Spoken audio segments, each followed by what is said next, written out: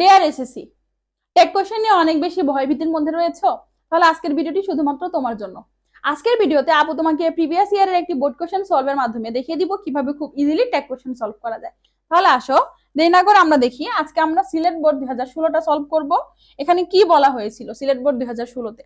দেখো এখানে ফার্স্টে যে এটা আছে তা বলার আগে আমি তোমাকে একটু কথা বলি। আসলে টেক কোশ্চেনটা আমরা কিভাবে করব। এটার হচ্ছে জাস্ট কিছু না, যদি স্টেটমেন্টটা হচ্ছে যেটা আমাদের দেওয়া থাকবে।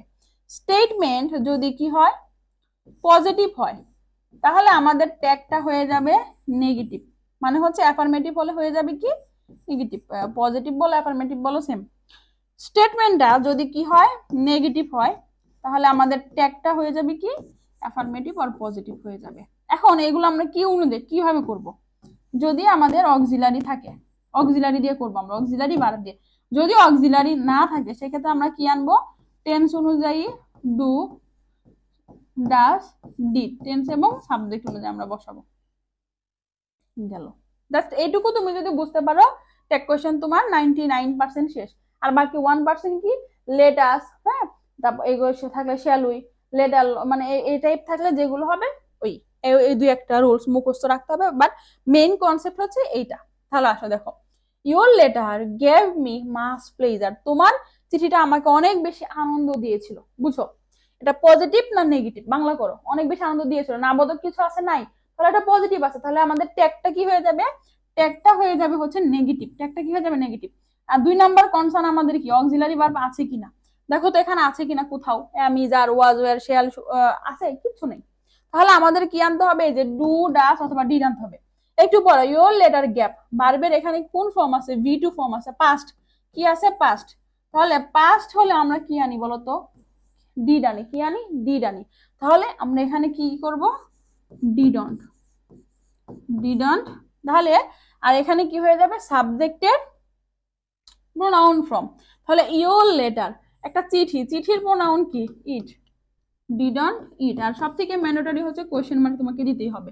তারপরে দেখো, I am glad to inform you about our sports day, এটা নেগেটিভ না পজিটিভ, পজিটিভ। তাহলে ট্যাগটা হয়ে যাবে কি নেগেটিভ। দেখো তো এখানে আছে কিনা অক্সিলারি, আছে কি আছে, এম আছে। এম থাকলে কি হয়ে যায় বলো তো, আরন্ড হয়ে যাবে। কি হয়ে যাবে, আরন্ড হয়ে যাবে। আর আই এর প্রোনাউন আই, তাহলে আরন্ড আই।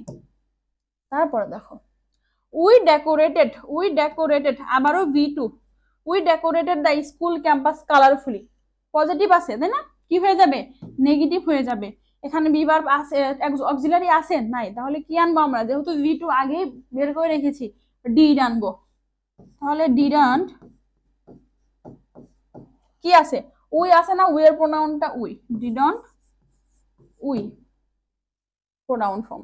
তারপরে দেখো, অ্যামং দ্য ইভেন্টস, ইভেন্টের মধ্যে snake race and 3 leg race were interesting, তাহলে পজিটিভ আছে, কি হয়ে যাবে নেগেটিভ হয়ে যাবে। অক্সিলারি কি আছে এখানে, ওয়ার আছে, তাহলে হয়ে যাবে হচ্ছে ওয়ার নট বা ওয়ান্ট।